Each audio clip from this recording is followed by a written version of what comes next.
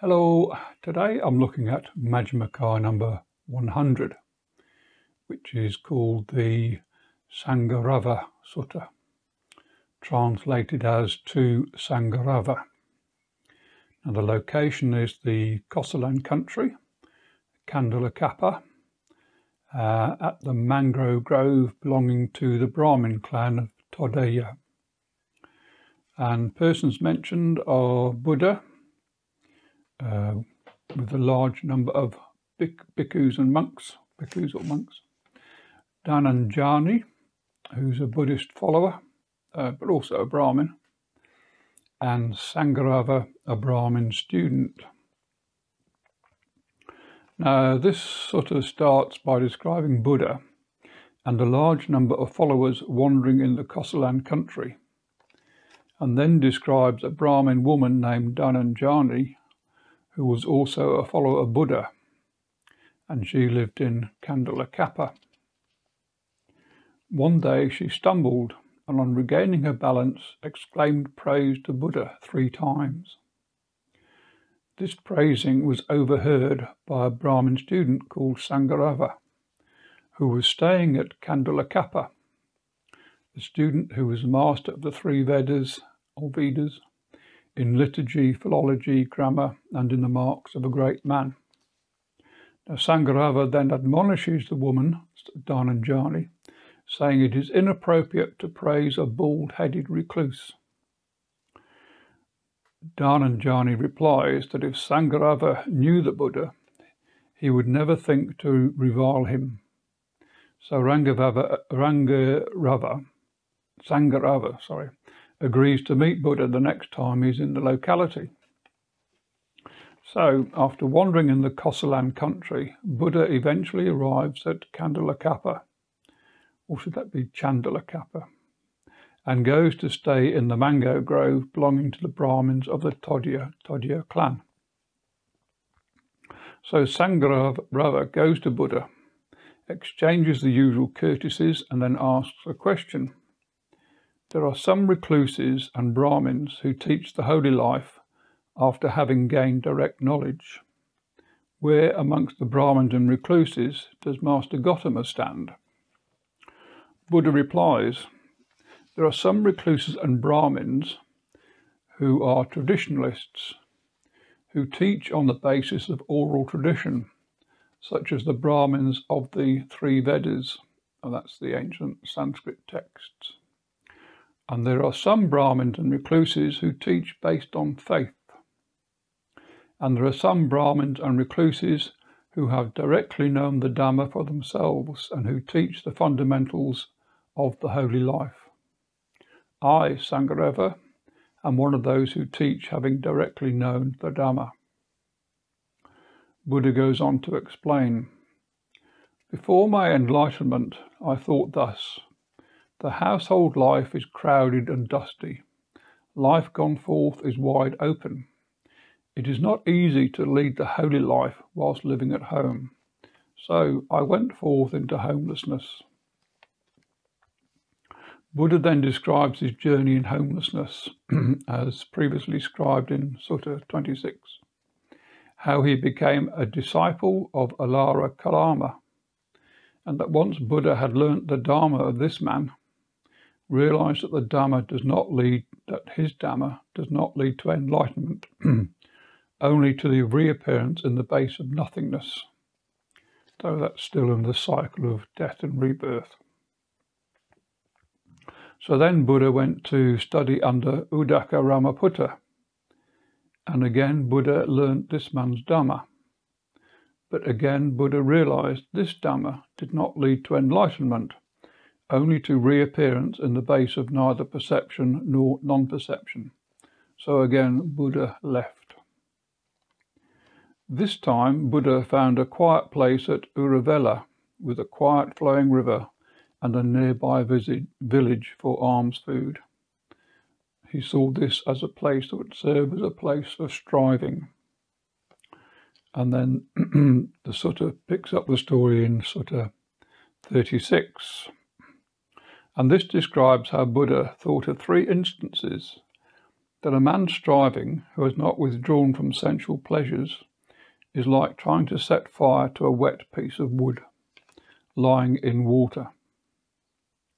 Then there is a man striving for enlightenment who has not entirely abandoned the thirst for sensual pleasures, is like trying to set fire to a wet piece of wood on dry land, far from water. And thirdly, a man striving for enlightenment who has not fully abandoned all sensual pleasures. And thirdly, a man striving for enlightenment who has fully abandoned all sensual pleasures is capable of achieving enlightenment, just as a tinder dry piece of wood on dry land is capable of being set fire. So Buddha then took to painful physical striving, teeth clenched, tongue against the roof of his mouth, trying to crush mind with mind. But apart from becoming exhausted and mindfulness being established, the painful feeling did not invade his mind and remain. He then tried breathing meditation, but was defeated by the ambient noise like wind coming from his ears. It was even worse when he tried not breathing. So then he tried starvation, taking very little food, to the point where he could feel his backbone through the skin on his stomach, that his eyes were sunk into the sockets, his hair fell out and his skin changed colour. This Buddha describes as his most painful experience, but this did not lead to enlightenment. Then Buddha remembered that as a child, while sitting in the shade of a tree, secluded from sensual pleasures, secluded from unwholesome states, he entered upon and abided in the first jhana. Buddha now realized that this could be the path to enlightenment, as he thought to himself, "Why am I afraid of that pleasure that has nothing to do with sensual pleasures and unwholesome states?" And the thought, "I am not afraid of that pleasure, since it has nothing to do with sense pleasures and unwholesome states." So with this, he decided to start eating again, which was observed by the 5 bhikkhus who were following him, who interpreted it to mean that Buddha had given up striving for enlightenment. But in a healthier state, secluded from sensual pleasures and unwholesome states, Buddha entered upon the first jhana, which is accompanied by applied and sustained thought, with rapture and pleasure born of seclusion. With the stilling of applied and sustained thought, I entered upon and abided in the second jhana, and with the fading away of rapture, I entered upon and abided in the third jhana, and with the abandoning of pleasure and pain, I entered upon the fourth jhana. And when my concentrated mind was thus purified, I directed it to knowledge of past lives, many past lives. This was the first true knowledge attained by me. Ignorance was banished and true knowledge arose. I then directed my mind to knowledge of the passing away and reappearance of beings, inferior and superior, fair and ugly, and I understood how beings pass on according to their actions. This was the second true knowledge attained by me. I then directed my mind to knowledge of destruction of the taints, and directly knew as it actually is. This is suffering. This is the origin of suffering. This is the cessation of suffering. This is the way leading to the cessation of suffering. These are the taints. This is the origin of the taints. This is the cessation of the taints. This is the way leading to the cessation of the taints.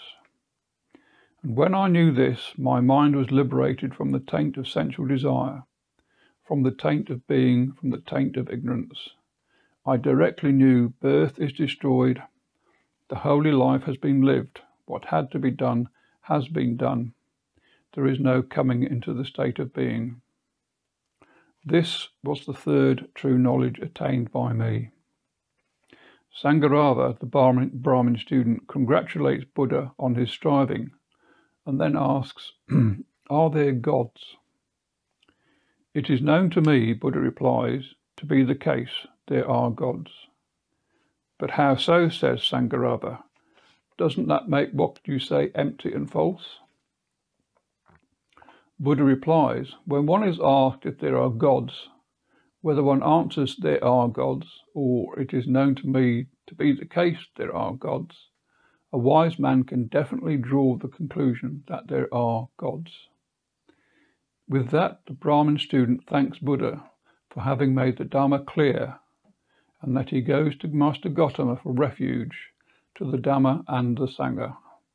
And let Master Gotama remember me as a lay follower who has gone to him for refuge for life. And there ends Majjhima Nikaya number 100, the Sangarava Sutta. And I don't know if you've noticed over the last 5 suttas or so, they've all been in discussions with Brahmins, and this is the last of that section of the Majjhima Nikaya suttas. Thanks for watching.